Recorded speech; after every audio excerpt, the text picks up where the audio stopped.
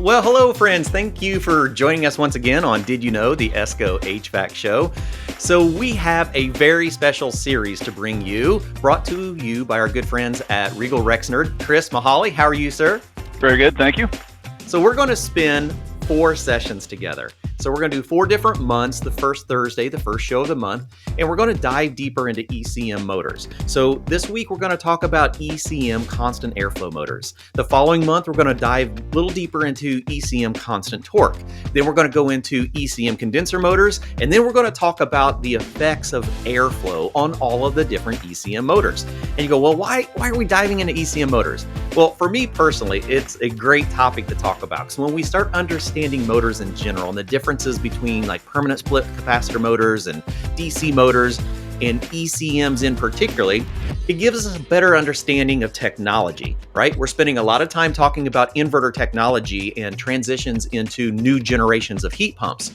And if you have a confident understanding of ECM motors, you'll actually have a more confident understanding of inverter compressors. So Chris, thank you so much for joining us today. And let's dive a little deeper into ECM motors. And by the way, everyone that's joining us, we are truly honored to have you here in our community. So let us know where you're joining in from. I see Tom Tebby out there joining in from Louisiana. I'm here in Brownsburg, Indiana.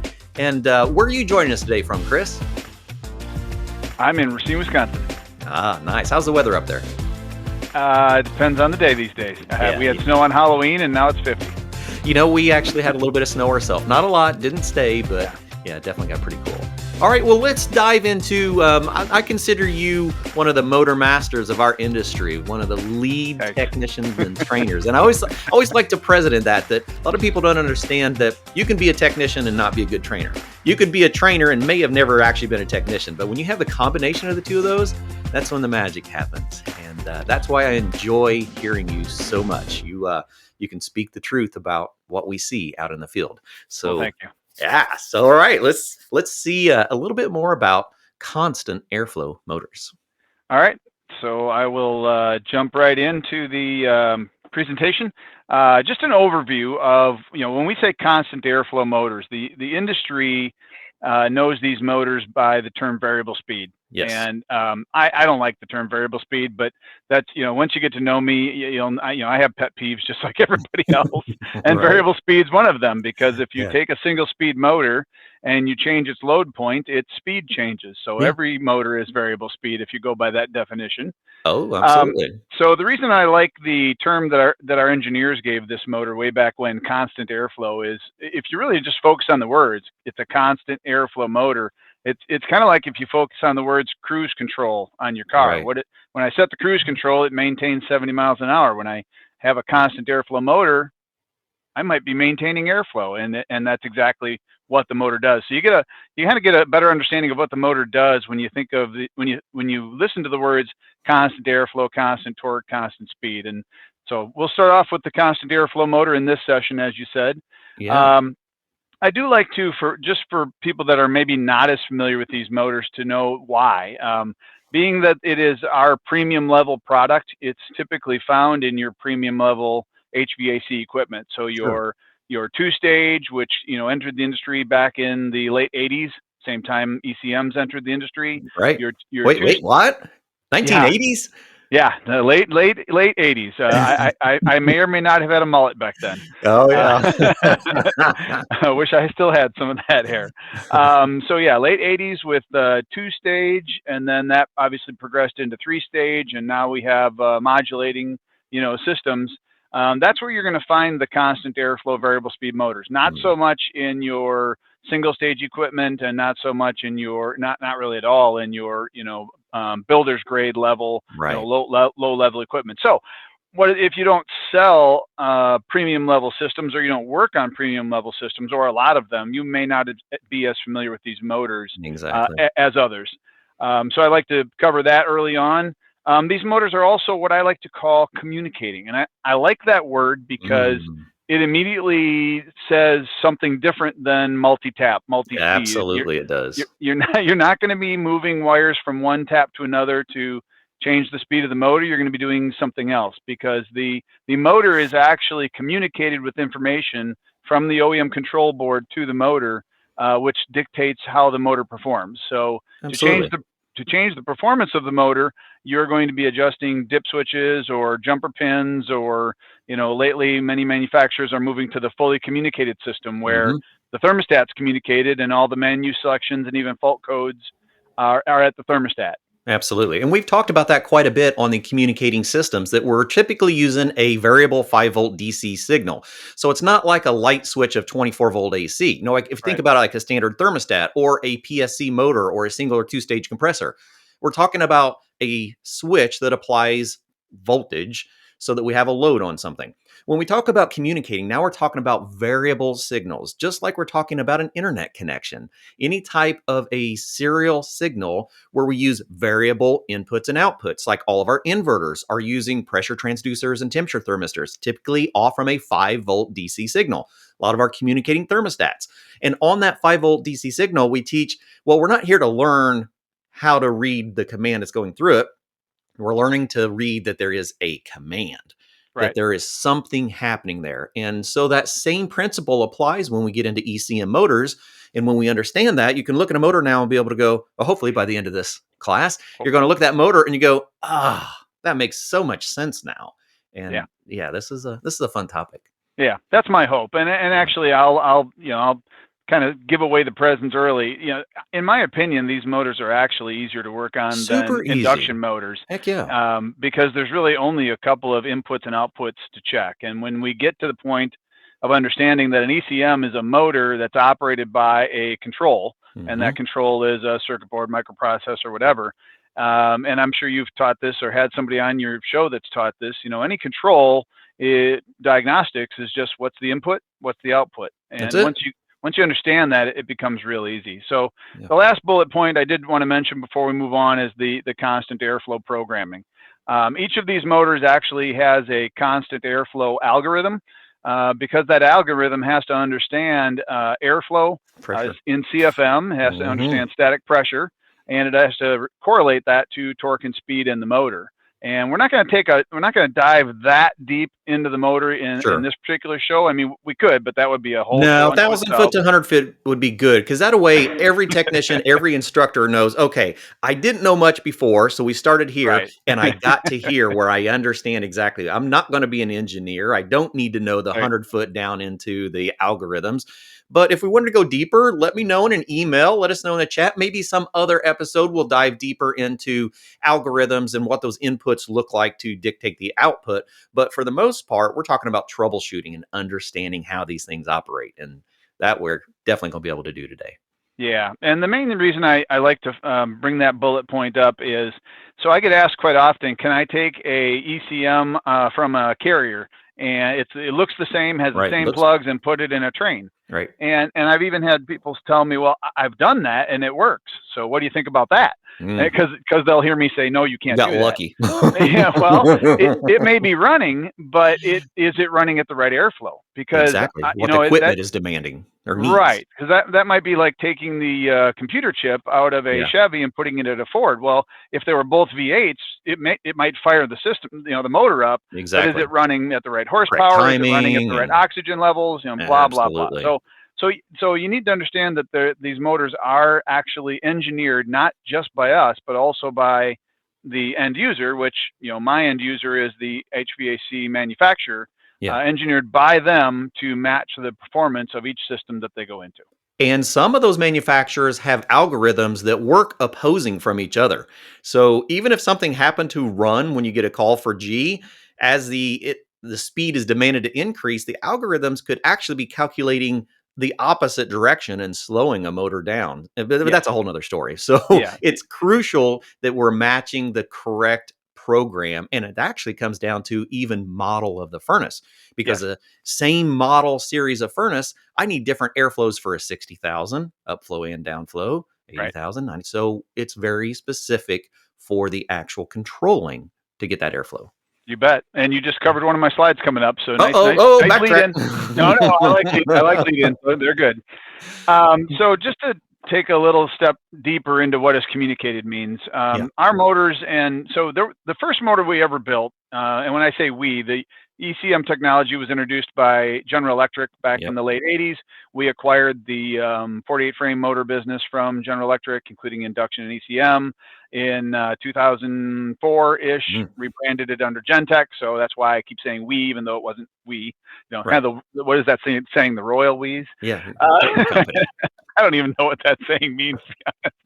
But if you go back to even the early 90s, all of our constant airflow variable speed motors have two plugs. They've got a line voltage plug and they've got a communication plug.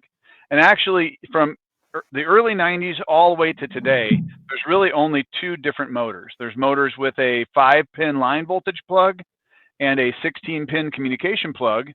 And then you've got motors with a 5-pin line voltage plug and a 4-pin communication plug. And here's, I'll warn you, here's one of my really bad jokes. What's the difference between the 16-pin motor and the 4-pin motor? 12 pins. Yeah, I told you it was going to be bad. I told you they're not good jokes. So, but the difference in all sincerity is the type of communication, right? So, and anyone that's been to my class has heard me refer to these motors like printers. I use printer analogy: computer, printer, motor, OEM board, right? So, if anyone that's listening had a printer 15 years ago, right? You remember that the cable between the computer and the printer was a very wide cable called parallel port, I believe. A lot of pins in there, easy to bend them, not get them in the right place, right? That was the technology of the time, early 90s, when those 16-pin motors were designed. Absolutely. And I get asked often, well, why do you still make them then? I mean, the printers don't use that technology anymore. Well, we keep making the motor because the manufacturers they keep asking for it, right? Absolutely. So, but we did introduce the 4-pin motor, which is akin to a USB port. If you ever look at and I think I might have one here, if you ever look at one of your USB plugins, I know you can't see that, but if you look at your USB plug-in, inside there are 4 pins. And those 4 pins are communicate, transmit, power, and common. So when you want to communicate with something, you really only need 2 wires. So for the OEM board to talk to the motor, I only need 2 wires to come in and send information to the motor. But if I want the motor to provide communication back, I'm running, I'm here, what speed I'm running, then I need a transmit channel back. So that's how the current 4-pin motor works. So when you look at the 4-pin motor, again, trying to make things simpler in your minds, not those big scary ECMs. That's right. Just think about a motor with a 5-pin plug and a USB port. Because that's really all that 4-pin plug is. Yeah, absolutely. Well, and like when we talk about things like pressure transducers on a inverter system, or even your pressure transducer that is on your digital manifold gauges, we've got a hot, we got a common, and then we have a variable coming back. So when we start getting into serial communications, that's typically what we're talking about, is we're talking about supplying a constant and returning some kind of a variable so that we can talk both ways. Sometimes we have the extra where we can variable forward and variable backward. We're just talking back and forth on a simple wired connection. Yes, sir. And a little later, we'll talk about what some of those voltages are, because obviously you're not going to have an oscilloscope or a device that can actually read that binary code. But you can measure most of that communication with either AC or DC voltage settings on your meter. Nice. All right. Yeah.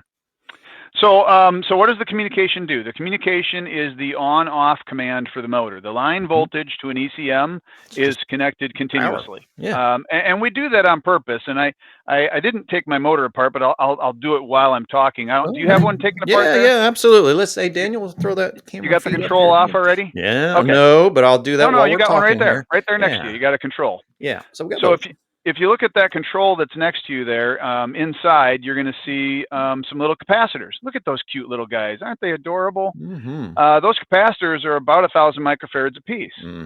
So they carry a punch.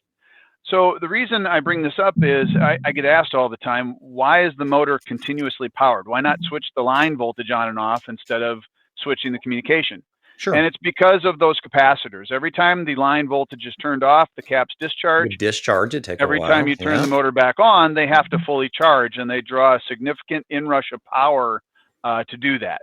So we leave, and that would cause the manufacturer's circuit board to have a more robust relay if we were to be turning that line voltage on and off. So absolutely, controlling that load, that inrush load. Yeah. Exactly. So we leave the motor powered all the time, and again, relating it to something like the printer or even your home stereo, or I mean, do you unplug your microwave when you're done working it? No, stays energized all the time. You press the on-off button, and that sends the command to the devices to turn on and off. So that's why we do it that way, and the communication controls that.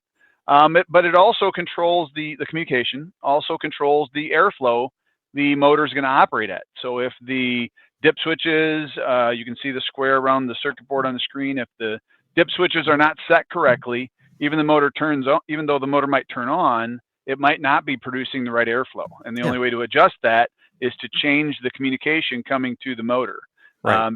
Because I have been asked, so what if I take the wires out of the 16 pin and move them around?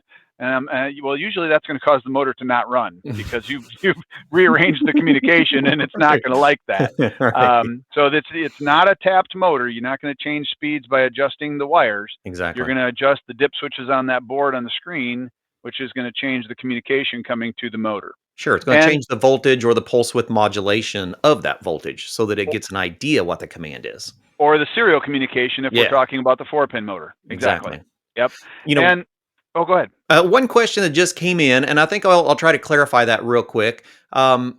Is it worth replacing a bad resistor from the module? Well, we definitely don't do repairs on the modules. There was a time, a long, long time ago, if you had an MOV go bad, which a lot of people don't understand what that is. So we're talking about metal oxide varistor. So it is your surge protection that comes in off from our actual mod. And there was a time where that was a serviceable component. Those days have changed. We are now fully epoxied through the entire control, and so it has become a non-serviceable component. At least from my perspective. I don't know if the OEMs have a different perspective on that, but that is definitely where I ended up as a technician, was that those days of servicing are actually gone. Yeah, it was never meant to be a serviceable component. No. A company not authorized by us came up with that part, packaged it, and sold it. And there's a lot of liability when you do something like that. You basically remanufactured that part, and now if something ever happens in that home, you're liable. You will be held liable for it. Genteq will not, or even Carrier won't be held liable just to pick an OEM. They will certainly go after that technician, but also because that might not be the only component that's failed. Right. And I've heard a lot of technicians say, well, I buy them by the bulk and I install them and it always works. But you don't know if it's going to keep working or what other components may have been damaged or weakened in the process. Since it came up, though, I do want to mention that device that you pointed at is actually an NTC inrush thermistor, negative temperature coefficient inrush thermistor, and its job is only to prevent a inrush when the motor is turned off by line voltage. So take the door off, close the unit disconnect. You're going to take all the line voltage off the motor. The caps are going to completely discharge. And then the next time you turn it on, those caps are going to want to charge. Right there, you've got a half-horse module. That's 2,000 mics a cap that are going to want to charge up all at once.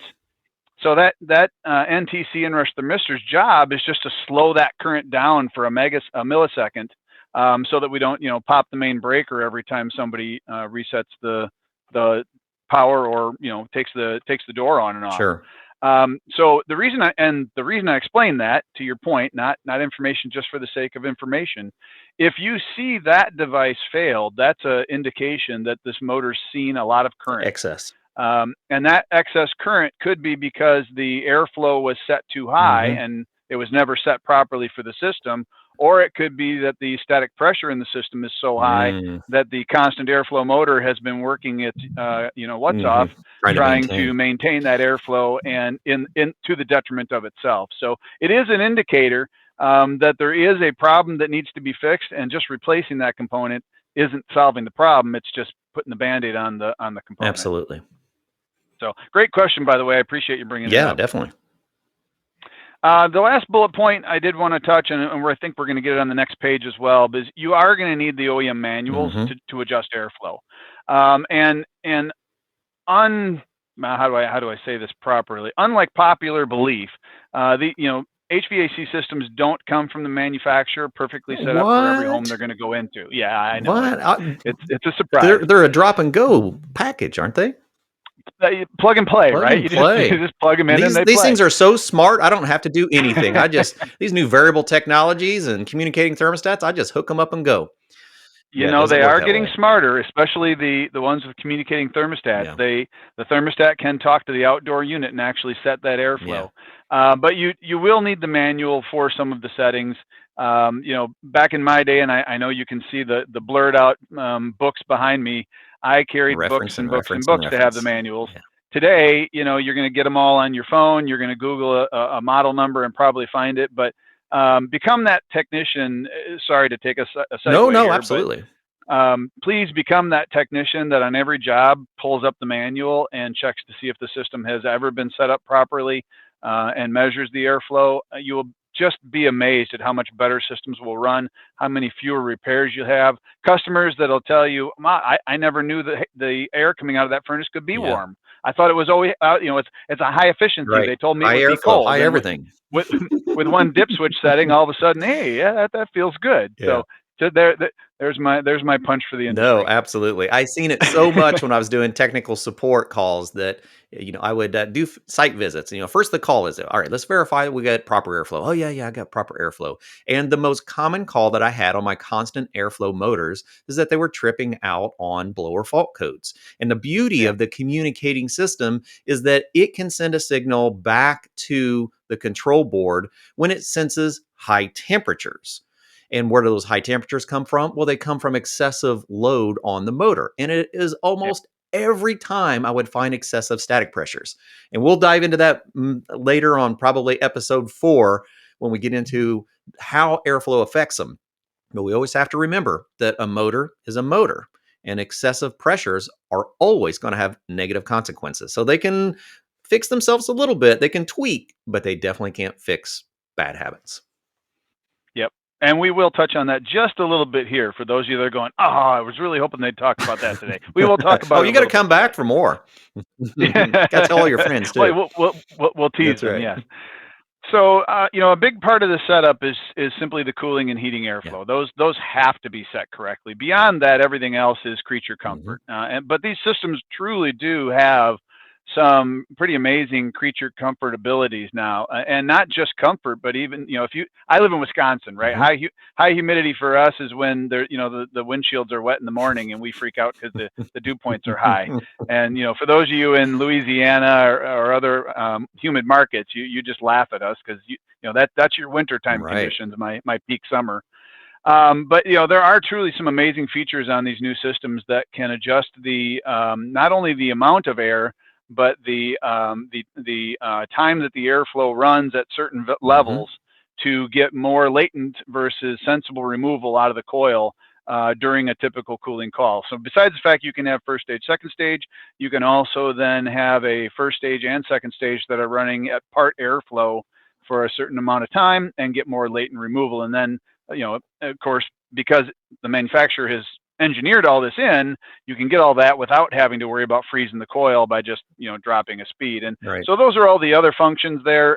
Some of them are simple selections where you say, hey, I want more dehumidification, or some of them are more sophisticated where you can pick a profile that matches your market, and some of them are even more sophisticated where the unit will look at the humidistat or humidity sensor in the thermostat on the wall, and it will gauge whether it needs to go into dehum mode by what's actually happening to the conditions in the home. Boy, that's a whole nother topic. That could be a 5th conversation right there, because I can preach all day long on proper airflow for dehumidification, especially when it comes to inverter operation. So, and we would need to bring in Rick Kinsel for that one, Okay. because he's the expert on that.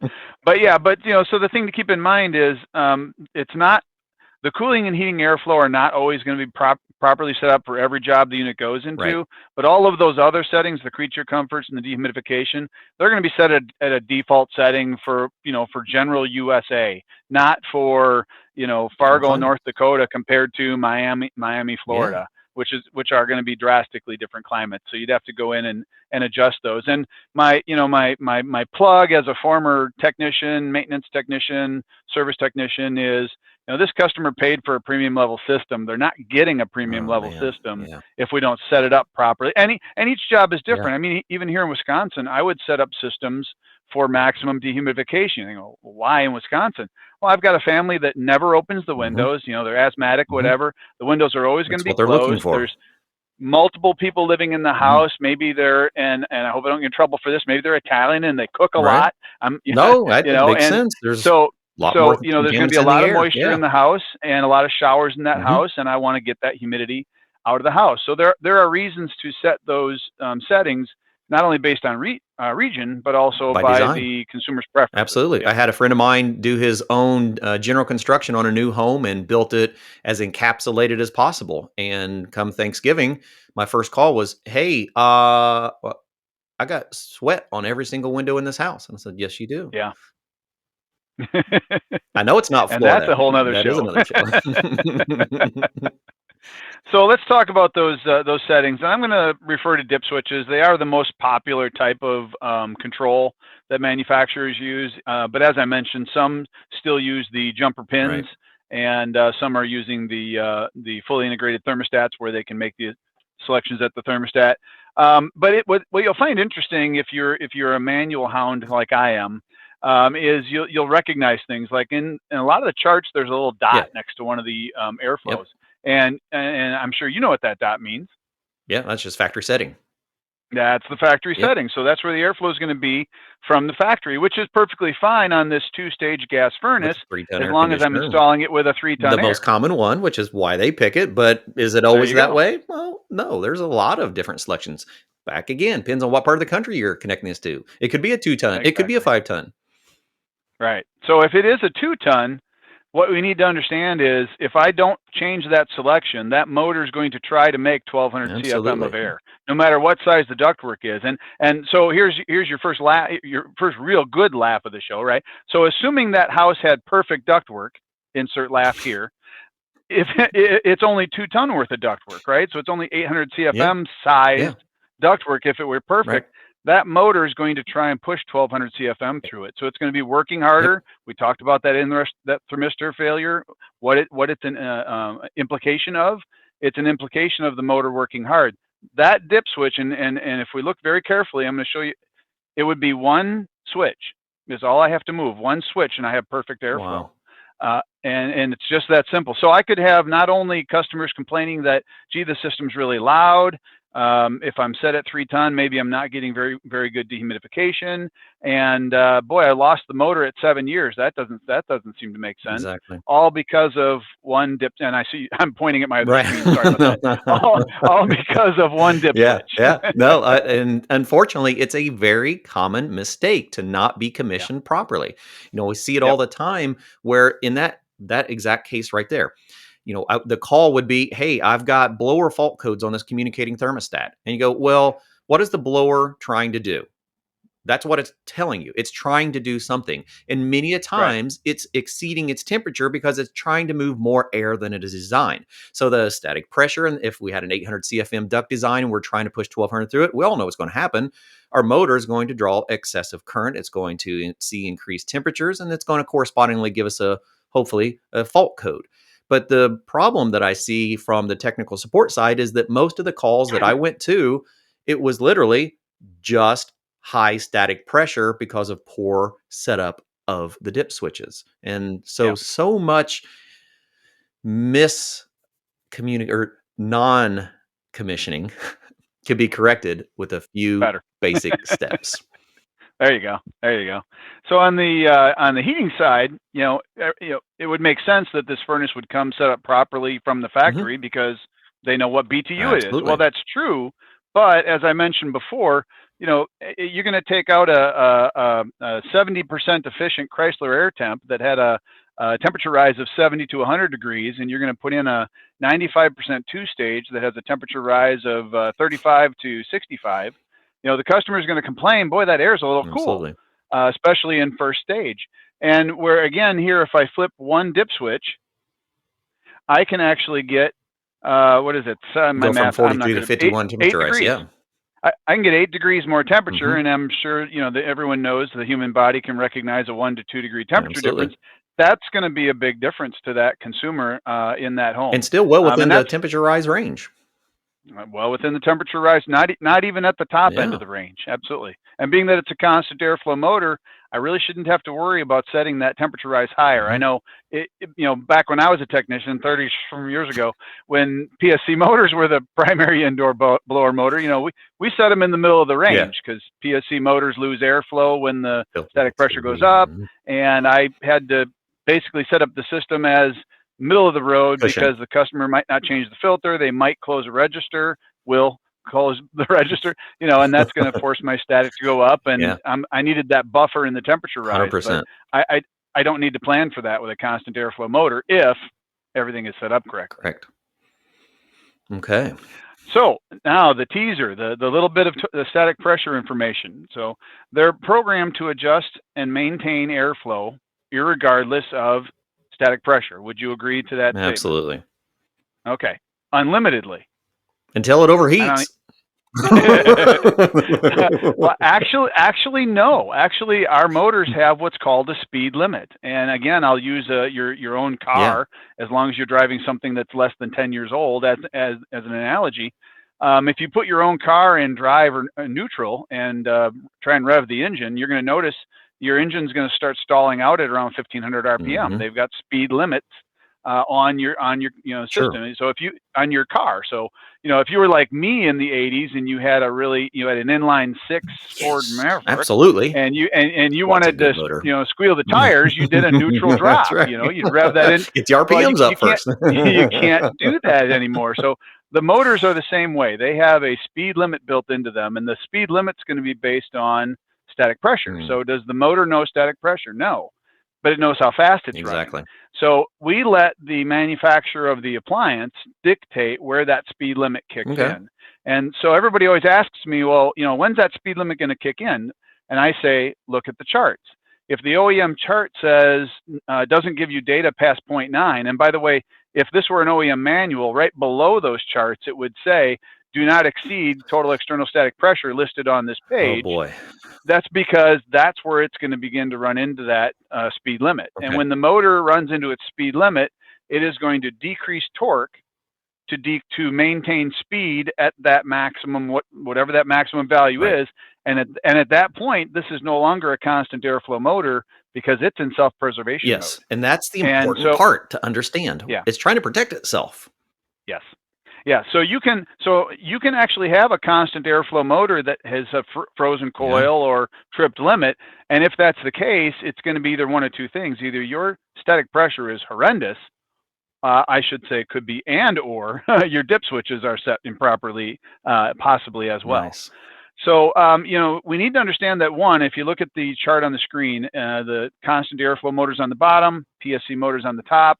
Everyone knows that when static pressure goes up, PSC motors underperform, for lack of a better description. Absolutely. They provide less airflow. And we can see from the ECM on the bottom that we're maintaining airflow all the way out to 0.9. So how do we do that? Well, there again, the motor doesn't know what static pressure is, and it doesn't know what CFM is. But it has and this is where we won't go too deep, but it does have an algorithm programmed in the motor by each manufacturer for each appliance, where it knows the relationship between static, CFM, torque, and speed. Yes. So once it's taught those 4 points, the motor's simply monitoring torque and speed because it can monitor its own power consumption. And we use the permanent magnet rotor as our Hall effect sensor, so we don't need a Hall effect sensor. That's right. The rotor gives us our own feedback signal to give us rotor positioning and RPM. So we can monitor all of that, and we can set that airflow based on those parameters. But I think it's, a couple of things are important to understand. We already touched on one of them. One, if you exceed the total static as listed in the manual of the system, you could start producing less airflow than what the dip switches are set for. Absolutely. That is a very real possibility with a constant airflow motor. Two, just because this chart says I can make 1200 CFM at 0.9 doesn't mean you want to run it at 0.9 24 hours a day. Something's going to fail. Correct. These motors were designed to be set up at a midpoint, so around 0.5, 0.6, 0.7, with a clean filter, registers open, properly sized ductwork. And the idea was, as the filter got dirty, the motor could ramp up and maintain airflow. And then when somebody cleaned the filter, we'd bring the static back to design, and that's the way we'd run. And I like analogies. You know, living in a fairly flat state in the Midwest, it's like I set the cruise control on my car to 70. You know, I go up and over overpasses, no problem. My cruise control can handle that. But if I was in one of the Carolinas heading up one of the mountains, I'd be an idiot to leave my cruise control on, because eventually the engine would start downshifting, and our RPMs are going to go up. I'd be working the motor really hard. So that's the point of the explanation about the correlation between the static pressure and what the motor can and what it can't do. Can it make 1200 CFM at 0.9 as that chart says? Absolutely. Can it do it indefinitely? No. And I get asked, what's indefinitely? Well, you know, 5 to 7 years is probably going to be a long life for a motor that's been set up with the dip switches set too high, or the static pressure near its maximum. And that's not a number that I got from my engineers. It's not a number that I got that number from 20 years of training ECM and tech support and hearing, I lose motors at 5 to 7 years. Why? You know, and then my first question is, well, where are your dip switches set? Then the answer is, what's a dip switch?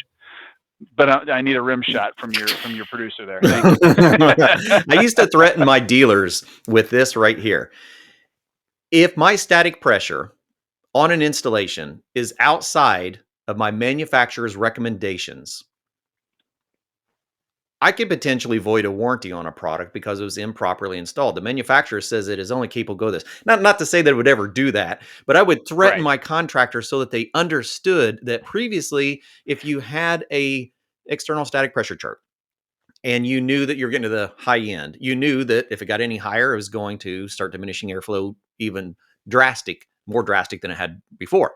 With all of our ECM motors, that range is because we know we get outside of that range, we get above that range, and we are going to have consequences. I've seen manufacturers set consequences as detailed as blower fault codes, so that once it reaches that point, it is going to go into self-preservation mode. And the contractors go, well, why is it doing it? And I said, well, why wouldn't it? It's smart enough to protect itself, and it's trying. It's trying to overcome improper installations or failures within ductwork or things that have been changed on the system. So it's very critical to know the capabilities of that motor. It's not going to run forever. It's not going to overcome. I keep hearing constant airflow motors will overcome static pressure. Well, yeah, they'll try for a little while in a window. My favorite is, if you have bad ductwork, install a variable speed motor. That's my favorite misnomer. I wish I had $1 for every time I heard that one. So no, all good points, and it brings us up to the next slide, which is where the numbers start to make even more sense when I bring in the amperage and the wattage. Oh, there we go. And now you see the constant airflow motor. Yes, it can make 1200 CFM at 0.9. Boy. But it's 2 amps higher than it is at 0.5. That's a lot of extra juice.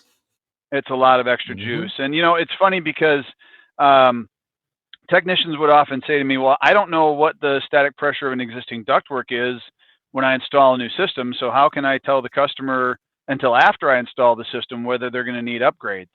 And I actually had a couple of contractors tell me that they build that into their estimate, that they're, you know, if the system they're replacing has a working motor, they would run that motor, measure the static, and then recommend ductwork based on the static pressure. But if it didn't have a running motor, they would build into the quote, when we install the new system, we're going to run the system and measure your total static. If it's above X, whatever they choose that number is, then we're going to recommend duct modifications. If you don't choose the duct modifications, we're not going to give you our extended warranty. 100%. I can't take away the factory warranty. It's still there. But we're not going to extend that warranty the way we normally would, because you're not allowing us to build the system within the parameters that allow it to live the design life. Wonderful, honest business model.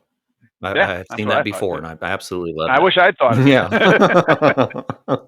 So yeah, I like this screen because it shows, you know, bringing in the watts and the amps. It really brings home why I'm preaching the that you can't just run these motors at 0.9, and why on every job you really do need to be measuring the static pressure. You're not doing a customer service if you're not measuring the static pressure. Absolutely.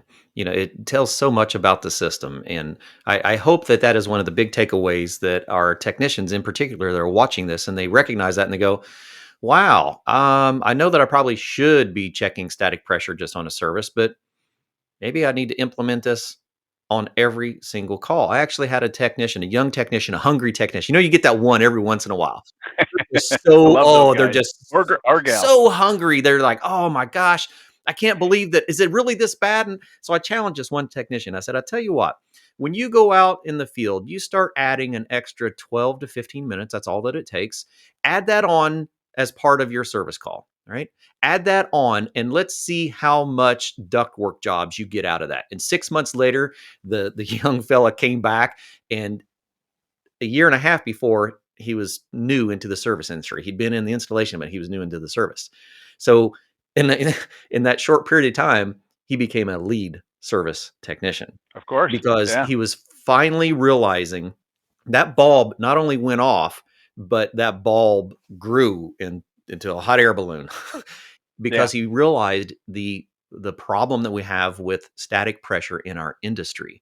And some of our motors, particularly those PSCs, would allow you to get by maybe, but now with our newer technologies, we're starting to recognize those situations, and they can cause detrimental motor failures that are, motors are more expensive. So we'll hear that every once in a while, man, these ECMs don't last. And my response is, ECMs are phenomenal. Your installation doesn't last. And it makes us rethink about our role in the job. So as service technicians, we completely have the opportunity to reevaluate the commissioning and installation of systems. Yeah. And I hate to draw this out a little further, but I have to, because I get asked quite often, well, why make a motor that can maintain airflow if it can only last 5 to 7 years? And of course, we've had the discussion about the dip switches and the static pressure, but you guys should make it more robust and it should last longer.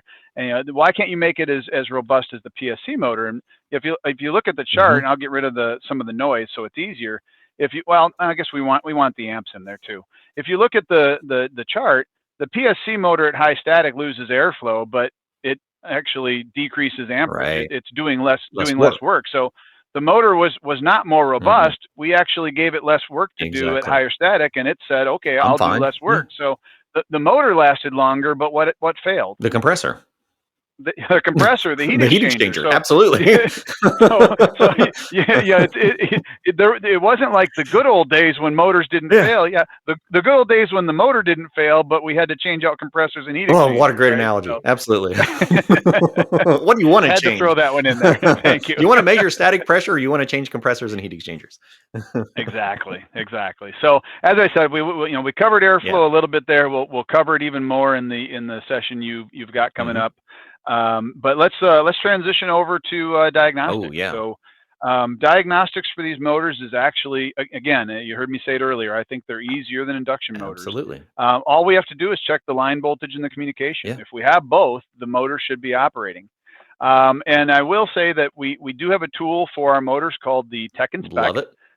It is what a lot of people call a go, no go. You're not really measuring anything. You're going to plug it in, flip a switch, see if it turns, and you expect the device to work. If it works, it's good. If it doesn't, it's bad. Go, no go.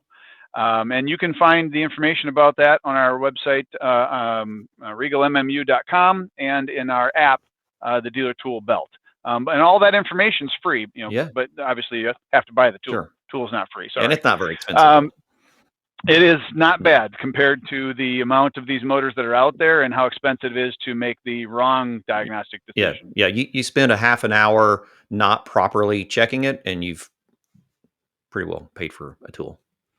Yeah. I spent, I would say, at least a good part of my early career diagnosing ECM motors before those tools existed and before the tech support people like myself really knew how to help you diagnose them. So I wish they were available back then. Absolutely. So again, you're just diagnosing two things, line voltage and communication. So we'll start with the line voltage. That's on the 5-pin plug. Please do not do that. Do not take your meter and just cram mash those leads in the back of the plug. There's a very good chance you're going to destroy those pins and you could create a future failure if there was not one already. Mm-hmm. Besides, and I don't know if you've ever experienced this, but I've actually experienced where I had voltage on the back of that pin, but I had no voltage on the side of the pin that touches the motor or the next device, because the pin inside had pushed actually through. Had broke or pushed through. Yeah, I had a brand new piece of equipment that I went and did a site visit on that was verifying voltage. And I said, well, let's pull that plug off there and just check all of our pins first. And we actually found one that had actually pushed itself through. And so, yeah. So we want to turn the power off, and we want to check the pins that touch the motor. If it's a 240 volt system, we're going to find that our 5-pin plug has a jumper wire missing. If it's a 120 volt system, we're going to find that there is a jumper wire in that 5-pin plug. And that's because these are dual voltage motors. Right. And I get asked all the time, well, how does it know what voltage to run at? That's all determined by the harness, which the OEM supplies. Exactly. So as long as the OEM didn't supply the wrong harness, you really have nothing to worry about. So if I have voltage at the motor, obviously the motor should work. If I don't have line voltage at the motor, I'm going to diagnose backwards into my HVAC system, find out where I lost it, and fix that component. The next component is the communication. Right. And I love this picture because it is an actual picture. If I'm being honest, it's my furnace in my home. And I have a 16-pin motor with 16 brown wires. And if you look, non-numbered. If you looked at this, they're not numbered, they're not color-coded, and on the schematic, there's 16 black lines that have no reference for voltage. Absolutely. So can you diagnose a motor without buying a special tool? Yes. But you're going to need the special manual for either diagnosing ECM or diagnosing the system by fault codes. That's how Carrier does it. I think some others do as well. Your bottom line is you're going to need a manual that's not on the job. And it might not be a manual that you can find just by Googling the model number of the appliance, because it's a special edition manual just for these systems that have variable speed motors. So without that manual, there's really no good way to do this. Now, I do also want to say, and maybe I should have gone to my shelf and pulled one off, but each OEM has done different tricks through the years for testing our motors in their systems. Okay. Lennox had a trick where you could take a 9-volt battery, solder some wires on it and connect them to certain one terminals. In the van. Yeah, boy, that was. We're going back a little bit now. We are, and I always laughed at that test because that Lennox obviously assumed, I'm not picking on Lennox, but that a technician had a good 9-volt battery. On the truck. So true. And because if the truck was like mine, the only 9-volt battery was the one in my meter that'd been there for a year, right? the bad one sitting on the shelf that should have gotten recycled 6 months ago. Yeah. And then Trane had actually a test kit where you would connect it to 24 volts RNC at the thermostat terminals and plug that in. Now, those processes worked on our motors in their systems, but you couldn't take that process or that connection and do it on our motor in another manufacturer's system because of that unique programming that we talked about earlier. Right. So that's the reason why I like to bring those up is some technicians will think, well, okay, so I've got this motor and I see that same motor in 5 different OEM systems. Why can't I do that 9-volt battery trick on every one? And it's because of that unique program. Yeah, and some of those pins that are not being used for particular functions. Correct. Or are being used for, they're being used, but they're being used for a different function. Absolutely. So, so the answer to that question is yes, you can do this, but you would need that special OEM manual. In lieu of that, if you have a go, no go tool, this is literally going to be a 30-second process. You've already checked the line voltage plug. You've turned the power off, plugged that back in. If I didn't say so already, never disconnect the line voltage plug or reconnect it with the line voltage power on. You'll get a significant arc because of those capacitors we talked about. So power's off. We're going to take out the 16-pin harness from the OEM board. We're going to plug in our Tech Inspect. Now, if we had the 4-pin motor, it also comes with that 4-pin pigtail on it. For anyone that's watching that may have an older Tech Inspect tool, before the 4-pin motor was introduced, the Tech Inspect was produced. Actually, it was called TechMate. Pro at the absolutely. Time. It only had a 16-pin plug. TechMate on it. Honestly. I know I have one. I should have had it here. I did too. I'm sitting here looking at my desk going, I don't even have a plug or a harness or. You get the I would concept. get up, but you'd see that I'm really wearing PJs. No, I'm just kidding. But you can buy a 16 to 4 pin adapter for those older TechMate Pros. You don't have to buy a whole new tool. So you're going to connect the correct plug to the motor you're working on, and then connect the TechMate or Tech Inspect to your 24-volt power source. Transformer, wherever. And a lot of people think that on the switch here is a little green light in the switch. And a lot of people think the green light means the motor's good. Actually, the green light will come on if the switch is in the off position, as long as you're connected to 24 volts. Yeah.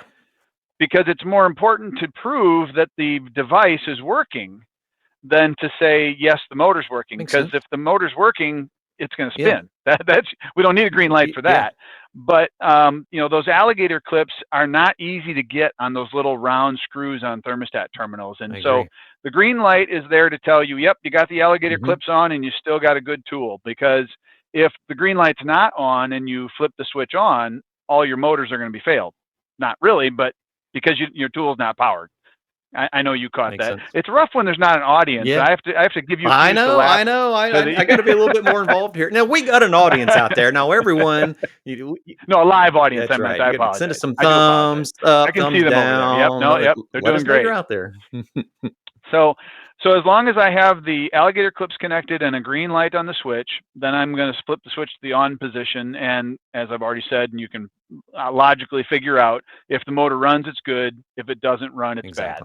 Now, this is one question that I know will come up. If it doesn't come up on the side here, somebody's thinking it, is, well, what speed is it going to run? Because I've used this on a train and the motor ran somewhat slow. I've used it on a Ream or a Goodman and the motor ran really fast.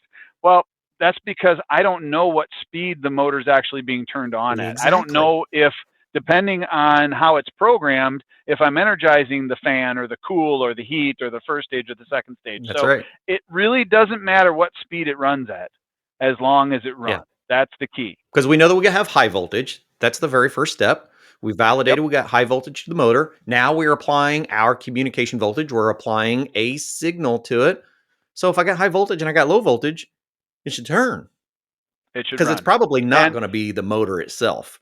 A lot of people don't understand how robust the actual motor itself is. I mean, we're talking about a 3-phase motor, right? We're not talking about a permanent split motor that has different resistance windings where one is almost always going to burn out before the other one. We're talking about a very, very robust motor. Honestly, I've only had one in the field that the motor windings itself were bad. And it was only because I had one winding that was more than a 10% tolerance from the others. It was like 25, 30%. I thought, well, that's out there. But the actual motor itself had not burnt out, right? They're very robust. They got good bearings to them. And so we don't do a lot of damage to the motor itself. So the go, no go is very important because it tells us really, is our mod turning on our motor? Is it giving it a command? Correct. And I'll take that even a step further. It's not only is it a robust motor, but you have a microprocessor in front of the motor. We got a microprocessor with a speed limit. And, we talked about the inrush thermistor. If that inrush thermistor fails, that's protected the motor windings from getting to a point of failure. So we have, just like our cars today, I use this joke, and you can gauge my humor by my jokes. When's the last time you heard any of your friends complain about throwing a piston rod or having to have the heads remilled on their car? Yeah, it used to be regular. I mean, that used to be a thing. But now my computers and my sensors are protecting things. Correcting things or shutting it down or throwing fault codes before I get to the point of major mechanical failure. 100%. So we've got the same thing going on. I seen Todd Klur out here a while ago from hvacredu.net. Todd and I are always using the automotive analogies. When we start talking about the differences between automobiles and where we are for the mechanical operation of compressors, right? We really haven't changed much. Vehicles, we didn't reinvent the internal combustion engine. We made it more efficient. We give it better inputs and outputs. When we talk about our internal compression engine, which is really what our compressor is doing, it's just compressing vapors. As we advance with technology, we're not completely redesigning. We might change the vapor pump of it, but really what we're doing is we're giving it better inputs. We're giving it better modulation and controlling. And so the same applies to our motors, right? We still have a motor. Now we just have more advanced controls over the thing. So Yes, sir. understanding how those controls work are very important, but they're also very relevant when we think about other sectors of the mechanical world that's moved and advanced as well. Yes, sir. Yeah. I like that analogy. Buddy. And I do use cars a lot as well. One other thing I do want to mention before we go past the screen, and I'm going to take this motor apart so I can hold it up to the camera Sure. in a minute here.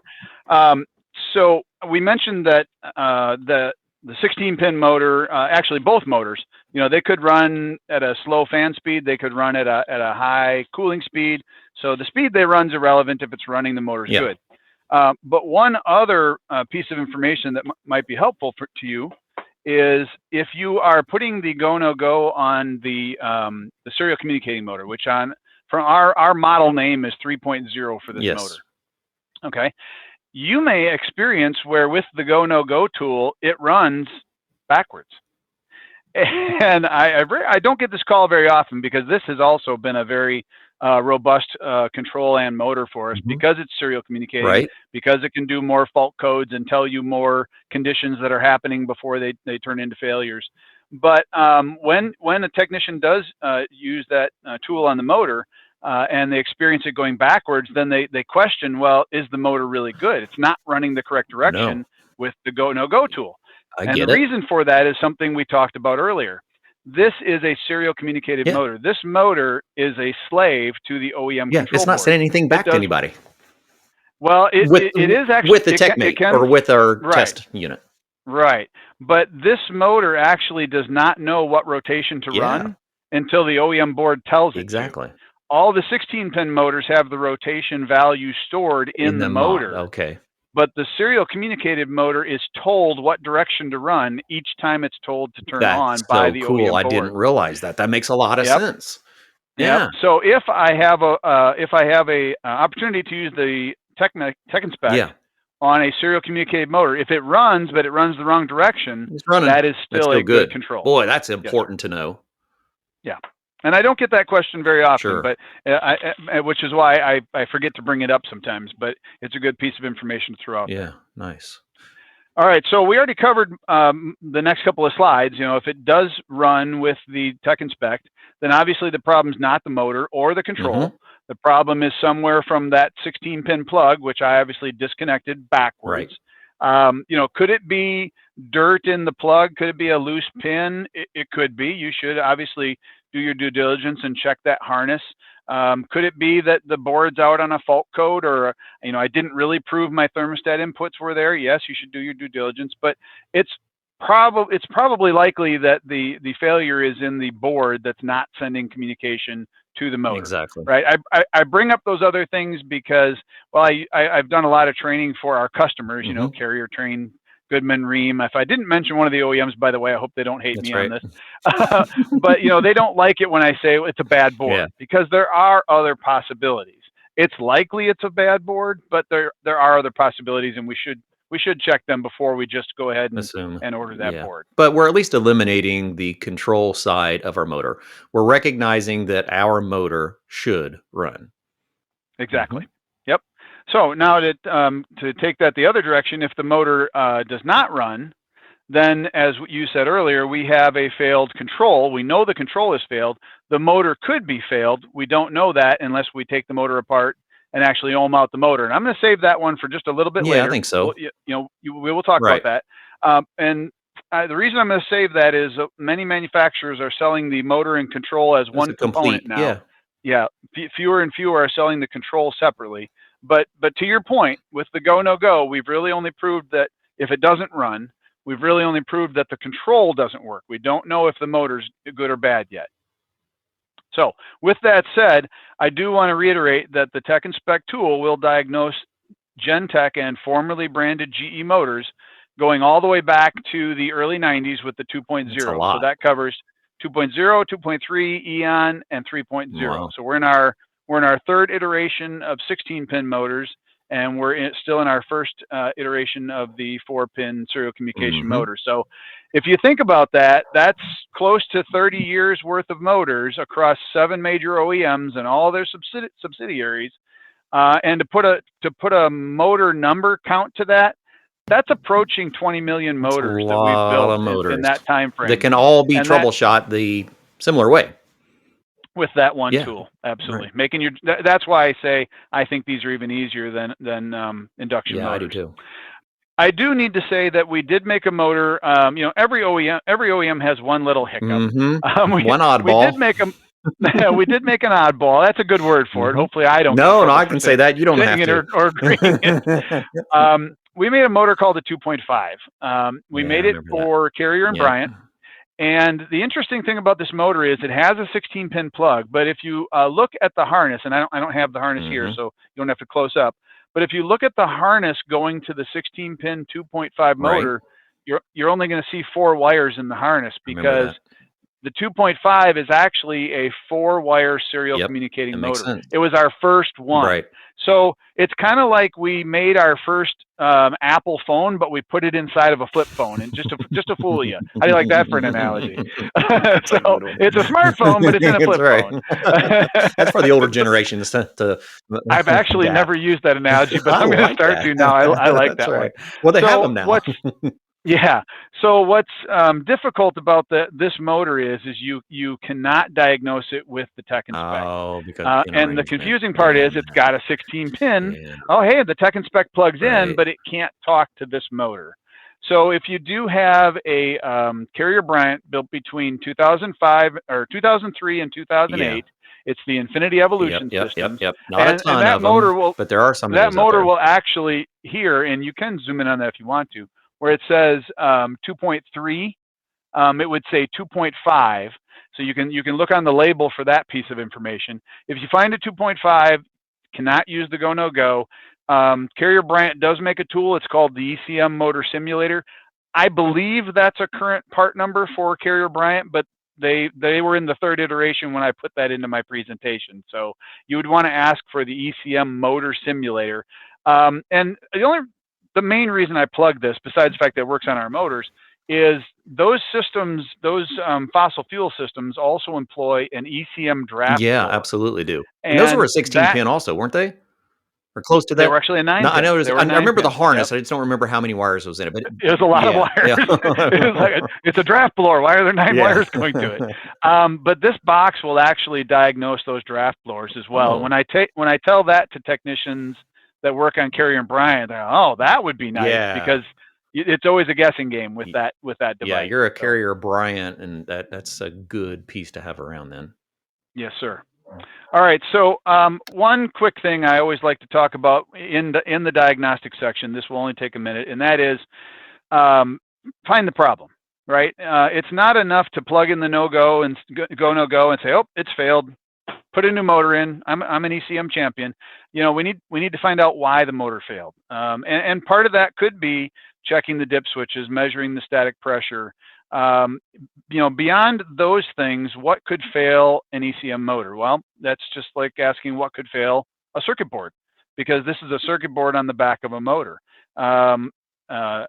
Electrical issues or water, right? So electrical issues are surges, brownouts, transients is the word that gets used to cover everything electrical that that happens that's not supposed to happen, right? But the thing I will mention to technicians is simply look at the motor. This motor is fully painted except for the shaft, and the end shields are usually aluminum. So if the motor's been attacked by water, what's the most likely thing that I'm going to see that's rusted? The shaft. So if I have rust on the shaft, or I have rust on my through bolts, or I've even seen pictures of the motor where the plugs had mold growing on them, you probably found the problem. There's been a lot of water attacking that motor, and we need to figure out why. Is it dripping down from somewhere? Do I have a cabinet leakage? I got a unit in an attic. I've got hot moist air leaking in the cabinet. I need to find out what that problem is. But since we're talking about constant airflow motors, of the 3 items on that list, which one's going to probably be the most likely failure? That's a good. Let's pull some input in from those out here that are joining us today. So hop over there in your chat box, wherever you're joining from, and give us an idea. I can tell you what I've seen out in the So field, but I'd really water, like to know. I think we need the Jeopardy Yeah. theme song going now. Is it water? Is it voltage? Or is it high static? And we could lump high static and dip switches together, because if the dip switches are set wrong, I'm going to have high static. So we got one person that says voltage. Which I've been in an area that has some very fluctuating voltage. We also have total external static pressure. Todd's just going to cover them all just to make sure, I think. Oh, I see a trend. I'm seeing a trend in here. So that was my observation out in the field. Yep. And here's my awesome PowerPoint skills for you. That is the biggest problem, and that's why it got bigger. Total external static pressure, which could be either the static pressure and or the dip switches. That's going to be probably the biggest culprit. And the dip switches, again, you're probably tired of me saying that word, dip switches, but because they don't get adjusted all too often on day one, and all too often don't get checked by the maintenance or service technician, which, to be fair to them, the manual's already been thrown away, so they don't have a reference point for them. That's more than likely going to be a big part of the problem. So let's talk about replacing these motors. Absolutely. So we've already talked a lot about how uniquely programmed they are, and that every motor is going to work differently because it came from a different OEM, and that's absolutely true. If you're going to replace this motor with a factory motor, you're going to need to go back to whatever OEM it came out of, and that sounds like a silly thing to say to people that already do the job the right way, but you wouldn't believe how many calls I get. Well, I bought it off of eBay, and it said it was for a carrier, and it doesn't seem to, it has to come from carrier. I also get asked quite often, well, I went online and I found the 5SME39 model number, the tech model number. I found that motor and I bought it. How come it doesn't run? But you got to remember, I make 1 million of these motors, and even if I only sold that model to one OEM, that OEM could program that model motor 5 different ways. Absolutely. For their fossil fuel 80, fossil fuel 90, air handler, package system.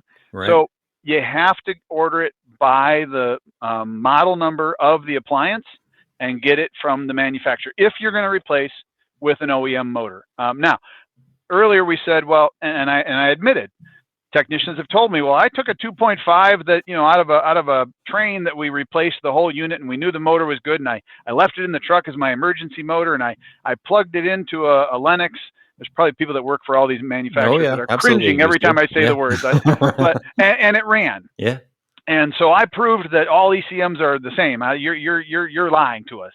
And well, you got lucky. One, that it even ran, that it was using the same communication style.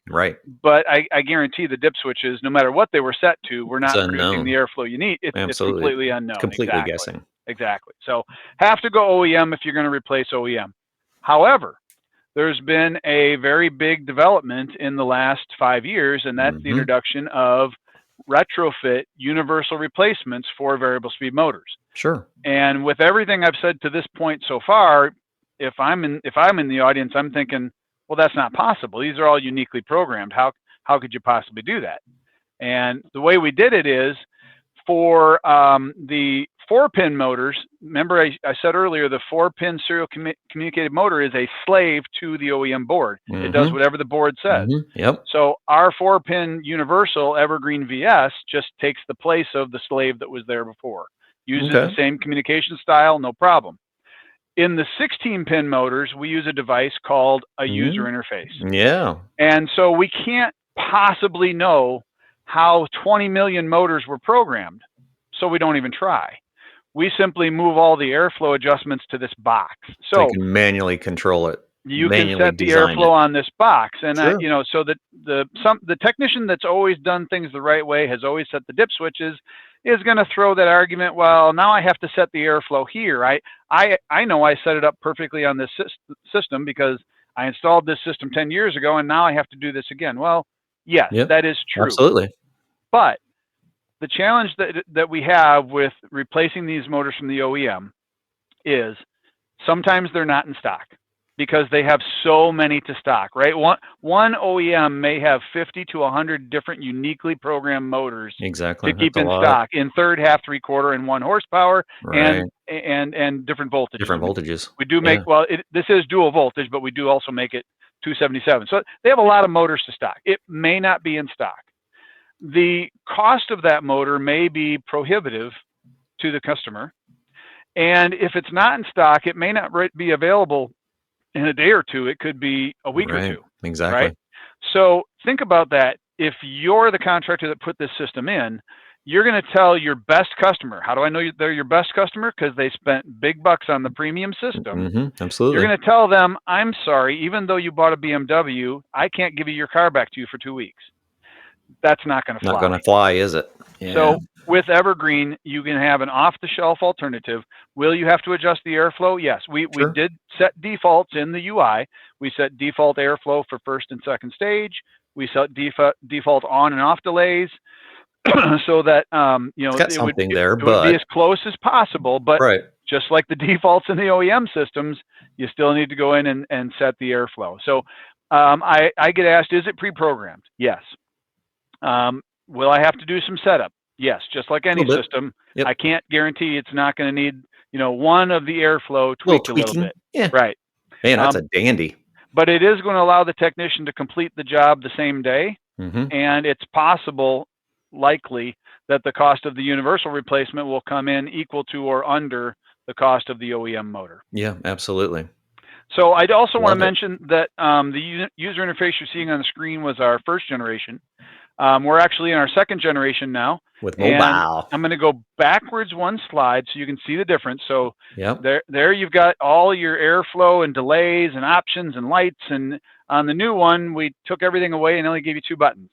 And there's a really smart reason I did that. And that is because technicians like easy things. Oh, yeah. And I even have to admit, when I see something that's got a lot of lights and a lot of buttons, my brain immediately starts to blue screen. And for those of you that have never owned old computers, you don't know that's a VCR right there in front of me. Means, right? But ultimately, what any technician is going to have to set is the airflow, right? I've set the on-off delays already. They probably won't have to adjust the delays, but they will have to adjust airflow. So those are the only buttons we left on there. And then we put everything else in the app. And here's the really cool thing. With the app, I can install the UI in the system, put the door on, turn it on, and let watch it get it with to the steady door state on. conditions. Yeah. And I can look at my thermometers. I can go in the app and I can adjust airflow real time in the app. I can make the motor go faster or slower while it's running in the system. So no, hey, my temperature rise is just a hair too high. Turn it off, take the doors off, adjust doors on, turn it on, wait for steady state. Hope I got it. I can do it all in real time. Yeah. So we moved the functions that the technicians that want to really tune it in to the app, we made them more user-friendly so that they can reduce their time on the job if they choose to do that. But I'm also hoping it encourages technicians that didn't check airflow before because of the time excuse. Absolutely. Right? Can't solve the tool excuse because you're always going to need the tools for either measuring air or temperature. But I can reduce the time excuse by having a device that allows you to adjust it in real time. Yeah, absolutely. While that thing's ramping up, you can be picking up tools and getting things organized and make your final adjustments or pick up and clean up some more and then recheck it again. Yeah, that's a fantastic way to look at that. And Bluetooth and different communicating technologies are the direction that we're heading with all of our equipment. So it makes complete sense to have a replacement part that is that much more convenient. No, that is really good. One question did come in a little bit ago from Todd. What about rewiring through different generations of motors there? Rewiring the Evergreen? Yeah, like from a 16 pin, is it just a single plug connection? Because if we are changing plugs between the different generations. Yeah, sorry. I didn't put, I knew we only had an hour, so I didn't put the whole Evergreen VS installation process in here. But what you can't see in the right-hand side of the user interface is a 16-pin plug in. Ah, gotcha. So you take the 16-pin plug from the old 2023 Eon motor, and you plug it into the side of the user interface, and then the user interface has the 4-pin out that plugs into the new motor. 4-pin motor. So nice. We did that because it was easier to do. So you've got the 3.0 with the 4-pin, and you've got all the other motors with the 16 pin, it was easier to replace all of them with a 4-pin motor that we converted over than a 16-pin motor that we went backwards in technology. Absolutely. Going forward, that's the new model. I mean, everyone's going to be using that. So we took the most recent technology. So, and because we talked about it earlier and you asked the question, which I greatly appreciate, because it gives me an opportunity to talk more. If you're doing 2023 or Eon, you'd use the user interface and the motor. If you're doing 2.5, you would just use it. It's a little 16 to 4-pin adapter. Actually, the same one we sell for the TechMate Pro. Right. You would only need that because it's actually a serial communicating motor. Yeah. It just has a 16-pin just plug. Needs to be repinned. Yeah. So 2.5 would use the motor only with just a little 16 to 4-pin adapter. It would not use the UI. And then 3.0, and then 3.0 would use the just the motor only. Yeah. And we do now sell this for anyone that's familiar with this or used one before. We started out by selling the motor and the UI separately. We now sell the motor and the UI all in one box. So if you buy that one box, you're going to cover every motor except 2.5 with just that one box. And I do get asked, well, why didn't you throw the 16 to 4-pin adapter in the box? Well, it's actually about a $4 part. You look at it, where's all this money? But it's in the plastic plugs. Absolutely. And so if you look at 2023 Eon and 3.0, we built approximately 20 million of those over the lifetime, right? We built about 20,000 2.5. And I'm not good at math, but that's in the 0.00. That's a lot of $4 parts going in the trash. Exactly. So that's the only reason we chose not to put it in there. I mean, honestly, it was an economic reason, but it's an eco reason as well. That's a lot of plastic going in the garbage. It just doesn't make sense. So we decided not to put that in the box for that reason. Wow, that's a lot of deep diving into motors. And we want to make sure for those who still have unanswered questions, where to dive even deeper. I know we still got some more content to go over, but I want to make sure you know your resources. So this is we're getting us down closer to understanding, and you want to dive further. We highly encourage you hopping over to Motor Mastery University, where you can get further courses on each of these components and get more specific training. But now we at least know how these things operate and how easy they are to actually test. Absolutely. And thank you for the plug. We've done a lot of hard work to make that university all-encompassing and very easy to get to. Absolutely. I just have a couple more slides left. I mentioned our app, so that the app, the tool for the Evergreen VS motor is called the Evergreen VS Optimizer. It's actually in our dealer tool belt app, which is a free app. Nice. And in there, you can find, if you're going to use Evergreen, for example, you can find a cross-reference tool to cross your motors for you. Your original, Yep. So you simply open up that tool, plug in your model number, and it'll tell you exactly what Evergreen you need to use. So you don't have to use a complicated cross-reference. There's a lot of different motors that we replace. Do I need the UI? Do I need the adapter? You simply go in there, plug your number in, and it does it for you. A lot of the diagnostics that we talked about here today are actually included in that app, so you can reference them on your phone. There's even some videos in there. Distributor locator, if you don't know where your closest distributor is, and some induction motor replacement as well. Nice. That's a lot of goodies. There's a lot of goodies, and I'm going to go through them a little quickly, but if you want to stop me, go ahead. But I know we're already over on time. No, that's okay.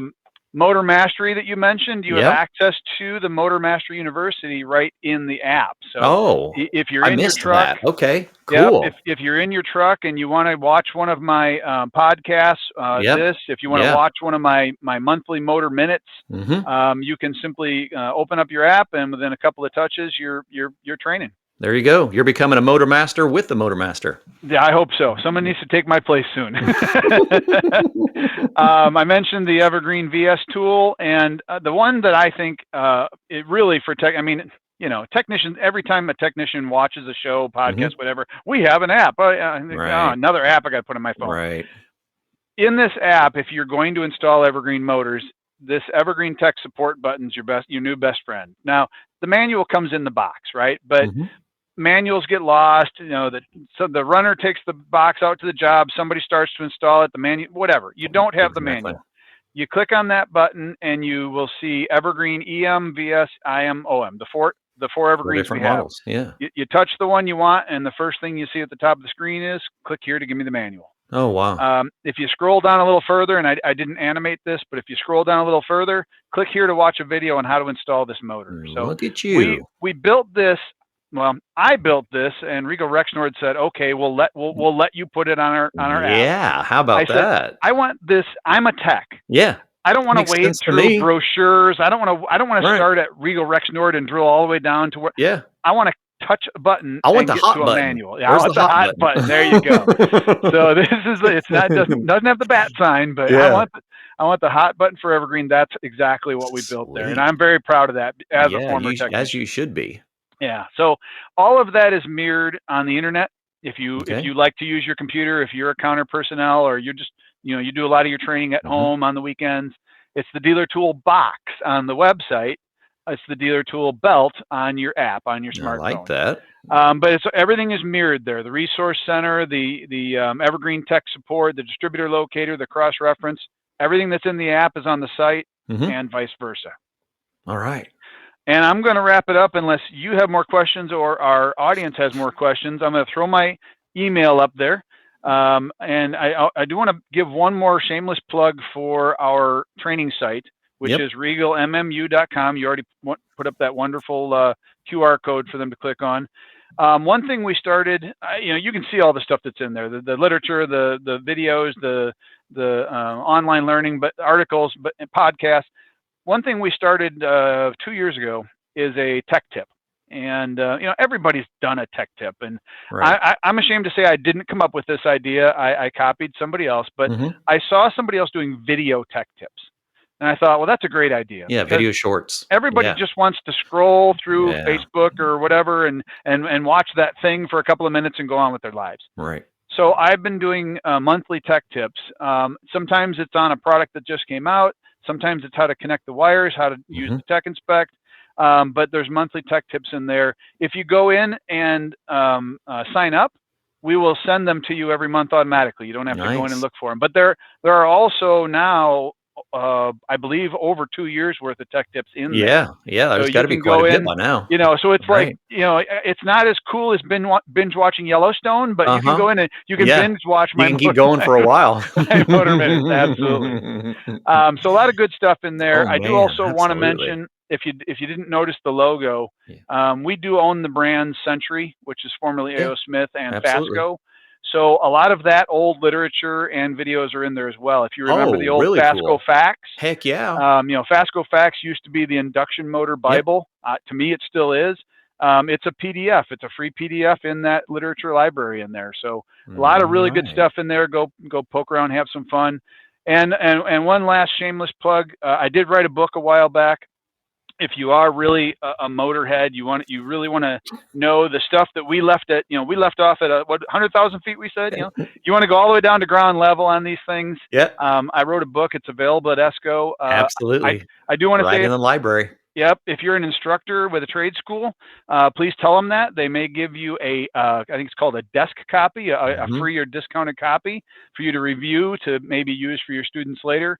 But I wrote it from the viewpoint of a technician. What does a technician need to know about these motors? Now, I did go deeper into the engineering information, but I wrote it the way a technician would understand it, not the way an engineer would speak it. Right. And tried to always to correlate the information to something that would have value to you in the field. So a good book, I think it's only like $40. Good book if you're interested in being that complete motorhead on ECM. I'll have to grab that one. I have not read that one myself, so that one will be on my agenda. I can see you're probably we probably think a lot alike. We like to read the details and rewrite them with crayons. Yes, as much as possible. Absolutely. Bring it down to our technician perspectives. It's not that it's a reduced version. It's just reiterated with a different perspective. Yeah, and I love the way you said that, and it's the first time I've heard somebody else say that it made me think of something.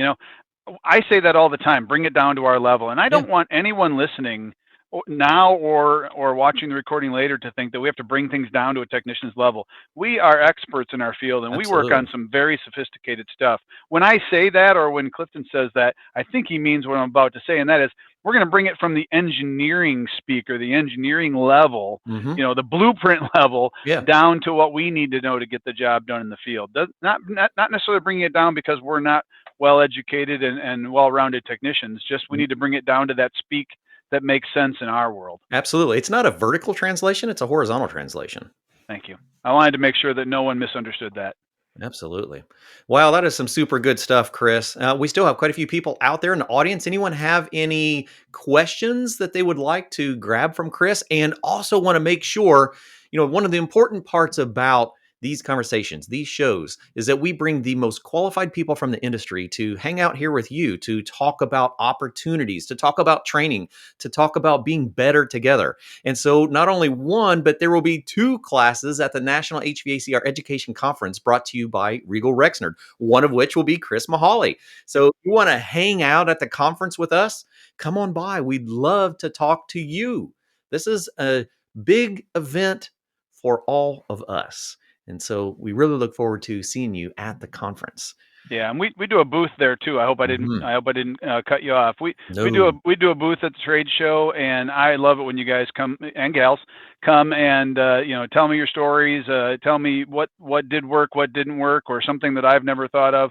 So please, even if you don't have a need to come to the booth for something, please just come by and say hi and talk motors with me. I love it. Or cars, or cars. Well, you're hard telling what you'll catch us talking about. Howard wants to talk about tillers next time, I guess. That's not like it. All right, everyone. Well, thank you so much for joining episode 1 of a 4-part series. Next month, we're going to be diving into constant torque motors. And you're going to go, wait a minute, did we just talk about ECMs? And we'll go, no, we're going to talk about their cousins, the constant torque versions of those. Yes, we are. All right. Well, thank you so much, Mr. Mahaly. And we look forward to seeing all of you again next week on Did You Know the ESCO HVAC Show? Tell all of your friends about the great stuff that we're doing over here. Subscribe to the channel, turn on notifications. That way you can join us for these live conversations with the coolest educators you have ever met in your life. I've never been called that, but thank you. Absolutely. All right. Bye, everybody. Thank you.